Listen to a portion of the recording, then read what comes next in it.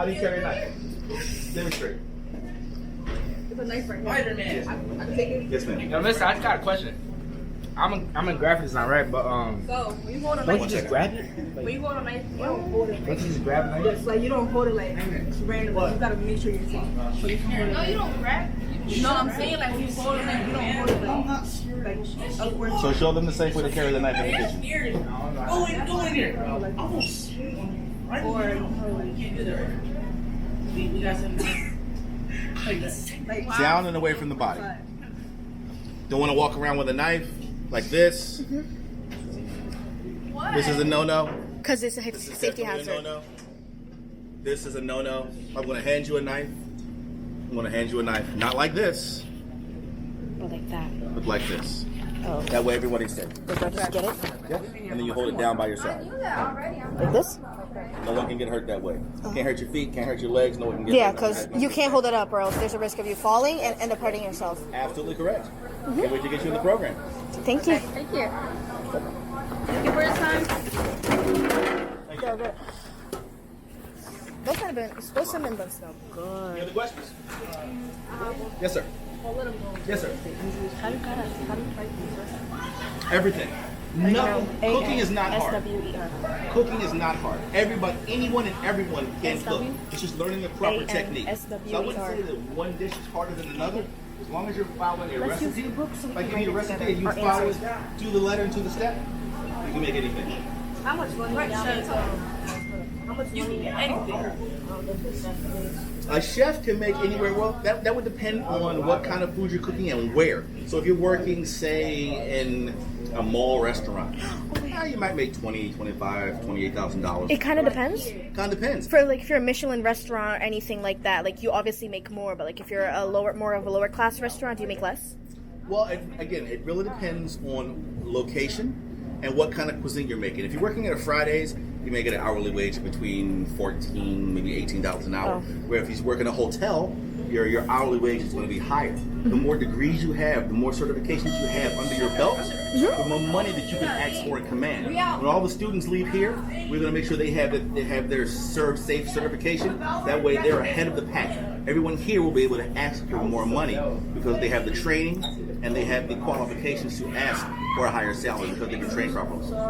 How much like this is like an amount like you make? All right? Yeah. Say again? Like an amount you make. See you tomorrow. Well, that's different because I'm a culinary instructor. So an instructor working for the Philadelphia School District can make anywhere between $50,000 to $99,000 a year. That's the cap. But that's a teacher. I know chefs that make $120,000 a year. The other chef that used to work here worked for the Eagles. He still works here. Chef Lopez. For the Eagles, he was making between $60,000, $70,000 a year. So depending on where you work, it can be quite lucrative. You don't think there's any you don't think No. No. Because as long as you have a recipe in front of you, as long as you follow the steps of the recipe, you'll be fine. It's learning how to properly read, follow. It takes steps and time for you to get it. The two most important things in the kitchen are time and temperature. They impact everything in the kitchen. Okay, thank you, chef. On one dish? Oh, I've worked in restaurants where we've had about 6 different chefs working on one dish. Depending on for a proper French kitchen, we'll have one person working on sauces, one person working on protein, one person working on vegetables, one person working on the starch. And all of those components will come together into one dish.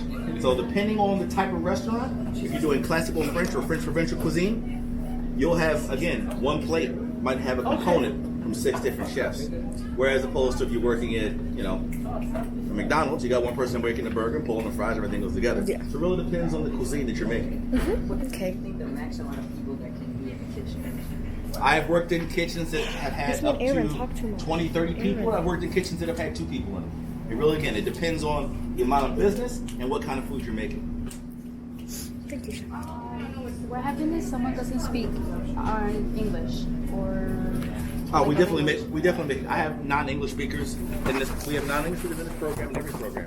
So there are accommodations made so they can be included and feel inclusive in everything that we do in the class.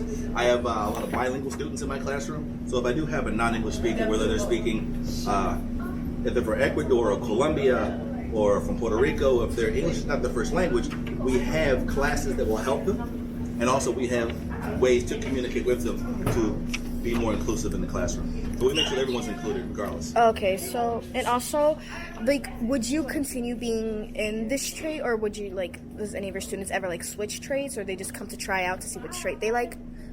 We have had, I've heard, I've only been here, take care of me. I've been a teacher for about 3 months. I come directly from industry.